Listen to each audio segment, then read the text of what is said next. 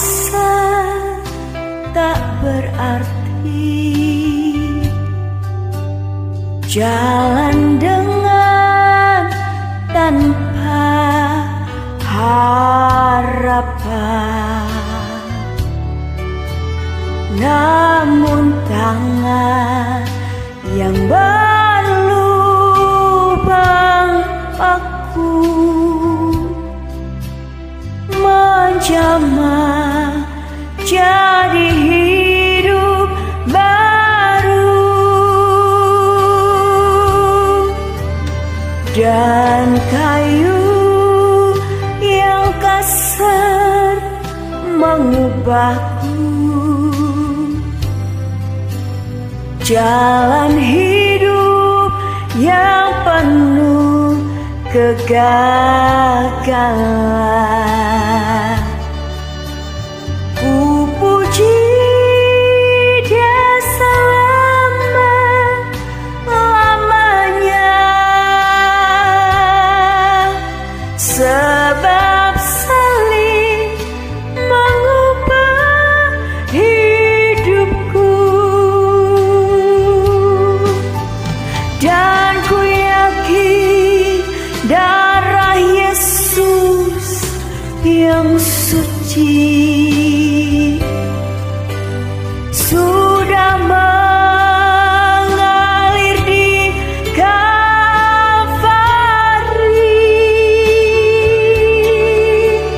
Bila zaman berlalu, dunia menderu, ku tetap pegang salib itu.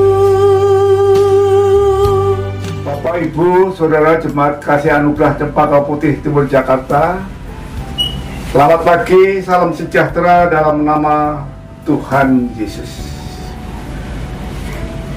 Sebelum kita mendengarkan firman Tuhan pagi hari ini, mari kita berdoa. Allah Bapa yang hamba panggil dalam nama Tuhan Yesus, pagi ini Jumat tanggal 2 April dalam memperingati Jumat Agung, kami siap mendengar firman-Mu. Dalam nama Tuhan Yesus, hamba-Mu berdoa. Amin. Firman Tuhan pagi ini diambil dari Lukas 23 ayat 46 yang berbunyi, Yesus berseru dengan suara nyaring, "Ya Bapa, ke dalam tangan-Mu kuserahkan nyawaku." Dan sesudah berkata demikian, ia menyerahkan nyawanya. Saudara, jalan derita, jalan sengsara, tak seorang pun yang mau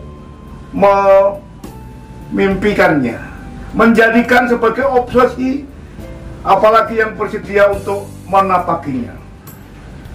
Saudara, kehidupan kita tentu saja akan lebih suka untuk menelusuri jalan-jalan yang penuh sukacita, penuh tawaria. Ya, hal itu sesuai yang logis, biasa, dan standar. Namun Yesus justru memilih yang sebaliknya. Ia justru lebih suka menilai jalan sengsara, jalan derita. Yesus lebih siap untuk menempuh jalan salib dalam rangka membebaskan dan menyelamatkan manusia dari belenggu dosa. Alkitab mendeskripsikan dengan jelas dan lugas kesengsaraan yang dialami Yesus hingga saat-saat kematiannya. Sejak awal sudah amat jelas bahwa Yesus memang memilih jalan salib, jalan derita dalam penyelamatan umat manusia. Yesus menolak dengan tegas ketika murid-murid berupaya mengurung Yesus di gunung kemuliaan. Matius 17 ayat 1-13. Ia justru meninggalkan gunung itu dan merangkul penderitaan di Yerusalem. Saudara, ia justru meninggalkan gunung itu dan merangkul penderitaan di Yerusalem. Kami ulangi, berulang kali murid-murid diberitahu oleh Yesus bahwa ia harus ke Yerusalem dan meminum cawan penderitaan di kota itu. Markus 8 ayat 31 dan seterusnya. Ia konsisten dan tegar dalam menghadapi penderitaan. Ia tidak lari dari penderitaan. Ia datang menyongsong dan merangkul penderitaan itu, betapapun getir dan pahitnya, karena komitmennya yang besar bagi keselamatan umat manusia begitu kuat. Orang mengejek bahkan meludahi Yesus. Ia dicemooh dan dihujat. Matius 27 ayat 29 sampai 30. Yesus tidak menyerah kalah oleh sinisme, vulgar hujatan, dan sinisme. Pilihannya tidak berubah. Jalan kematian mesti ditempuh agar manusia dapat menikmati kehidupan sejati, mengalami perspektif keakanan yang jelas dan kuat. Saudara, kematian Yesus yang dalam kalender negeri tercinta disebut wafat Isa Al-Masih adalah kematian yang real dan faktual, bahkan sebuah kematian maya atau kematian artifisial yang hanya ada dalam dunia ide. Ia merasakan kesepian dan kesendirian tatkala mesti berhadapan dengan kematian. Ia dicekam realistis itu. Kemanusiaannya mengaduh, Allahku, Allahku, mengapa engkau meninggalkan aku? Matius 27 ayat yang ke-46. Penderitaan dan kematian Yesus menginspirasikan beberapa hal bagi gereja dan umat Kristen yang tengah menghidupi kekinian dunia. Pertama,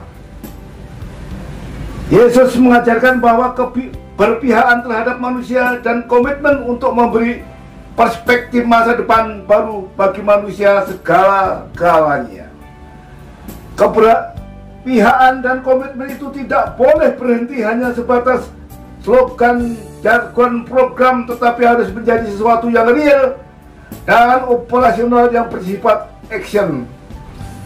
Walaupun untuk mewujudkan semua itu kita harus menderita segalanya, bahkan kehilangan diri sendiri. Yang kedua, Yesus tidak sekedar menjadi guru yang menunjukkan dan atau mengajarkan sesuatu, tetapi ia sekaligus melaksanakan dan mempraktekkan apa yang ia ajarkan itu.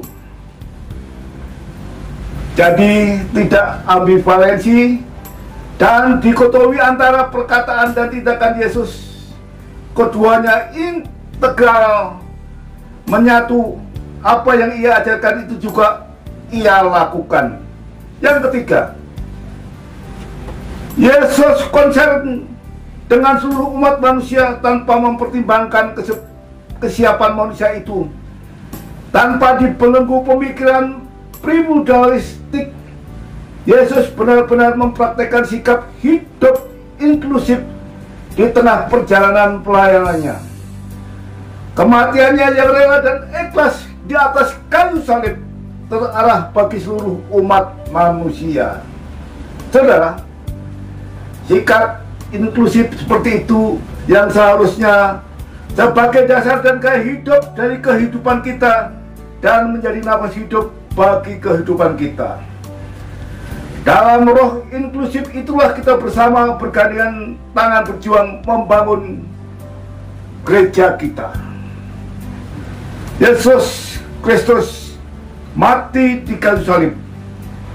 Ia menyerahkannya kepada Sang Bapa. Tanda tugas, tanda pelayanan telah rampung.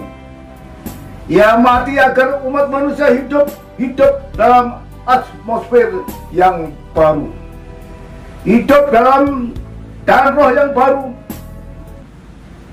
Amin.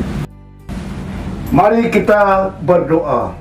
Allah Bapa yang hamba panggil dalam nama Tuhan Yesus, hari ini kami mengenang hari kematian Yesus. namun kematian itu kematian yang menghidupkan. Terima kasih atas pengorbanan-Mu, sebab tanpa kematian kami tidak akan menerima kemuliaan. Amin. Bapak, Ibu, Saudara, pagi ini terima berkat daripada Allah Bapa, kasih sayang dari Tuhan Yesus Kristus, dan dalam persekutuan Roh Kudus menyertai saudara hari ini sampai Maranatha. Tuhan Yesus memberkati. Amin.